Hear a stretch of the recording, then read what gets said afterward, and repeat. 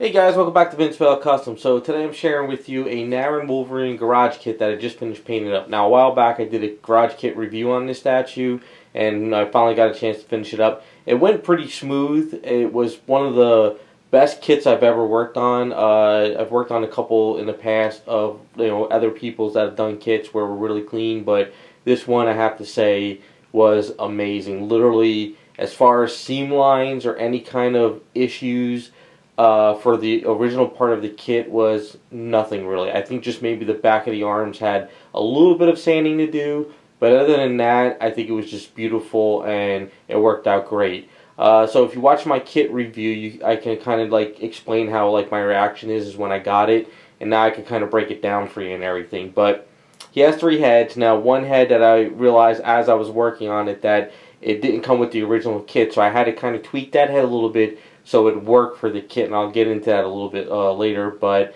as you can see, it's a really beautiful sculpt. Had a lot of fun painting it up.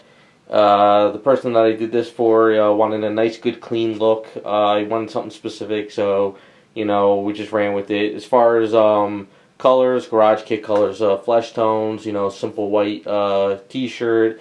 Jeans are not bright jeans. They're just more of a dark with a little bit of a wear here and there. Getting a little bit closer too, but on the boots, I saw a lot of other what people did online, and I just started painting snakeskin boots or alligator boots. I went online and I saw some really cool boots. I figured, let me try this. So I didn't tell the client yet about it, so I just did it, and I figured I could just go back and do it. But I was just had that moment of this would look really cool in some alligator boots. I don't know, just something different. Just having fun with it. And when I showed it to him, he liked it. He says, keep it, that's great. And he didn't ask me to do it, I just kind of did it. So I had some fun. Now you can see these are the parts over there, and I'll kind of pop out the parts here and there. So let's get them a little bit closer, and we'll break them all down for you guys. So the base was a simple rock base, and all that snow is actually eaves I mixed up after I painted the base. And what I did with the snow is I added white paint into the snow, into the eaves, and I mushed it up around with my gloves, and then I kind of painted the snow onto the base, so it's not like, it's not just forced paint, and it's like a sculpt onto the base now. So you got a rock base that I painted, and then there's white eaves over on it, so that's kind of what I did with that. So as you can see with the boots too, I did like the snakeskin boots, and what I did is I looked online. Well, I guess they're alligator boots or snakeskin. I really don't know. I just saw these really cool designs that were brown, and I just kind of followed this design. So what I did is I did airbrush dark spots in a pattern, and then I went in with a paintbrush with lines. I did a little bit of shading, and then I kind of glossed it up. So we went for that. It's kind of got that really cool, different boot look for him for once. I don't know. It's just kind of cool. So I had some fun with it. It worked out pretty cool. As you can see with the jeans a little bit, maybe getting a little bit closer. You're probably not seeing it too well, but it's a misting of a dark blue, grayish blue with a little bit of a light, and then I whitened up some of the areas in the knees and a little bit at the bottom of the jeans. Kind of went for that jeans look, I didn't really go crazy any dry brushing, because when it comes to jeans, I like to do the speckling look, because when you look close to jeans, it almost looks kind of speckled in a way, without the texture, because of the seam lines of how they make jeans. So I kind of wanted to follow that, so I ran with that. Of course, the claws were done from Warren resin, so the client had Warren do up the claws, and I put these claws in there, and his metal claw work is just amazing. Check out his YouTube channel. It's Kinetic Cap. He's one on my friends list on my channel. Does amazing work with metal, and if you ever wanted to redo claws for a specific statue, contact him. But then the belt buckle, we went with just a nice kind of oldish metal type of buckle. I didn't want to do any kind of crazy silver, because I didn't want to take away from the claws. I thought Wolverine's clothes are kind of old school, I guess you could say, so it's not really all flashy and new. The shirt is just basically a white paint up, and I did some black washing in there, and I did some dry brushing, so I kind of wanted to break out that texture a lot in the shirt. Now, as far as the arms and stuff, he wanted a clean look. He didn't want to go crazy with a lot of his the paint up and stuff. So what I did is, there's kind of a sculpting of the hair on the arm. That's kind of the only thing about the kit I don't like. If you're gonna sculpt the hair, sculpt it. if you're not going to sculpt the hair, don't sculpt it. So there's kind of like a lot of these little lines on there in certain areas, but some other areas it seemed like there wasn't. I don't know. So I kind of tried to bring out the hair a little bit with some, black makeup type stuff with some dry, some rubbing it on, and then I did some line work with a paintbrush. So I kind of wanted to bring that out a little bit, as you can see on the arms. And then as far as this head, put in the cigar. Worked out, because he had the sculpted hair on the chest area here, so I kind of was able to bring that out more than I was able to bring out the arm. But so I put in the cigar, I worked out the face details as much as I could, just give him some look. The hair has it's jet black hair, and then I did some dry brushing of a dark brown on it just to give it a little bit of color. I didn't go crazy with the whole like trying to add blue into the hair. I thought maybe that would be too much with this one, so I kind of just did some dark brown in there. I thought that would like bring it out just a little bit more, just have a little bit difference into it. So these heads pop out, as you can see. There's no magnet in the heads because what I did was there's a magnet in this arm and there's a magnet in this arm, and what I did is I designed it where the magnets are all going in this direction, so it's not like they're forcing each other. So this arm pops out pretty well. As you can see, I added a little magnet there. So what we could do is we could pop this arm, which goes in there pretty good. And then this arm too. The reason why I added a magnet to this arm is because I figured it would be easier for shipping. So as you can see, there's a little magnet there, and there's a magnet over in there, as you could kind of see. So I wanted to make sure these claws wouldn't get damaged in shipping, and I figured, it would be easier to paint, and he comes apart pretty well. So I found out that this head was the sculpting head, not from the original kit. This was sculpted by somebody else. I'm not really sure. I guess it's the Old Man Logan head. And what I had to do is when I put it into the body, there was a big gap going around the whole entire head. So what I had to do is I kind of had to fill up with A's, as you can kind of see, and I pushed it in and sanded it down. So now when you put it into his body, it's all flushed out. There was a really, and he would wobble, and there was a huge gap, so I kind of wanted to flush it out as best as I could for him.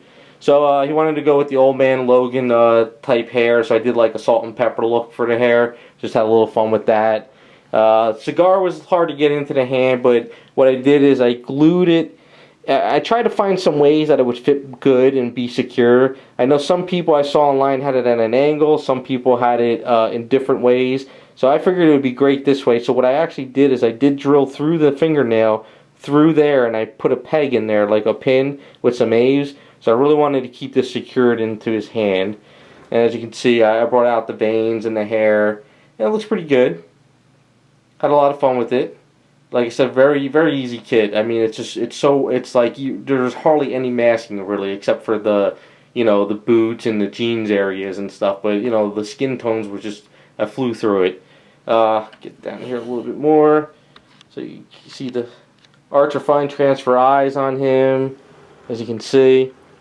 So the third head, which is actually the second head for the statue, I guess is the young Wolverine.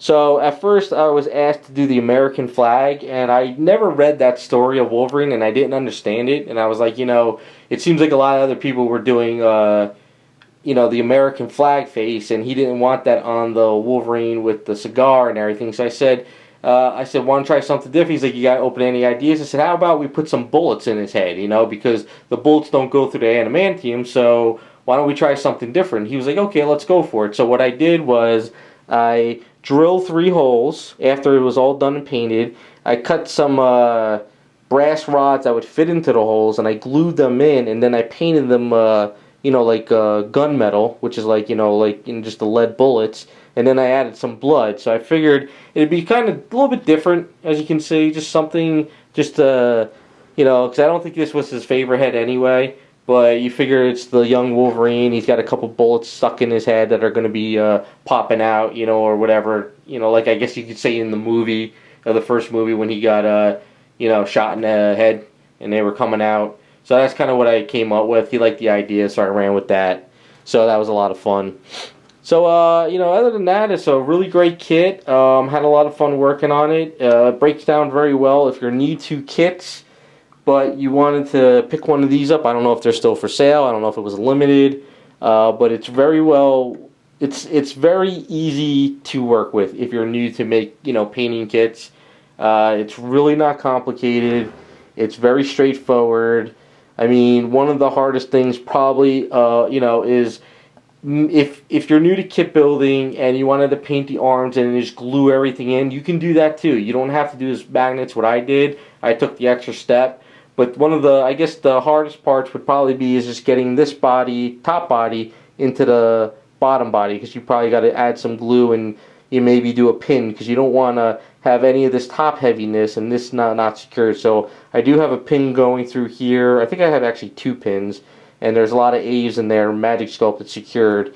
And I did pin his foot to the base, so as you can see, this is probably one of the other things too, like if you're new, I designed it so, let's pop these off real quick though, and this as well, head as well. So I did design it where he does go in and out of the base. As you can see, there's a metal rod and there's a hollow brass rod in there, so he does go in and out of the base with no issues.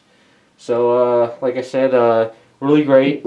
Warren did a great job with the claws, because Warren usually makes claws longer than what they're supposed to, so that left me room to actually drill in, organize the claws, which one's going to go in and glue them and make sure everything is lined up. So that's I like the way he works that. He doesn't just give you like a specific size and then if you screw up, you're screwed. He gives you a really nice long claws to work with. So other than that, really great kit. Hopefully you guys like the way it came out. It also does come with a extra display stand for the extra head, but because there was a third head designed for this statue, he didn't get a third base for it, so we don't have that. But I guess this is kind of, I think these are probably his 2 favorite heads anyway, so he'll probably mostly have these displayed, and it'll work pretty cool. So other than that, great kit. Hopefully you guys like the statue. It is I have to say, out of all the Wolverine statues out there, this is probably one of my favorite Logan statues, because I guess you could say this is Logan because he's not in his actual Wolverine uniform, So it's kind of like the, when I was growing up reading, X-Men and Wolverine comics, it was always Logan whenever he wasn't in his Wolverine outfit type thing. So it's kind of like, I see this more as like a great Logan statue for a collection. And he is very big. It's a great size statue. And sculpt is amazing, casting is amazing, and I can't say enough good things about it. And it is fun to paint up Wolverines here and there, because it does give a nice good challenge with the hair and designs and colors and just changing things up and having fun with it. So there you go. That is Narin Wolverine statue. Hopefully you guys liked the way it came out. I had a lot of fun with it, and thanks for watching. So we'll be back with some more videos.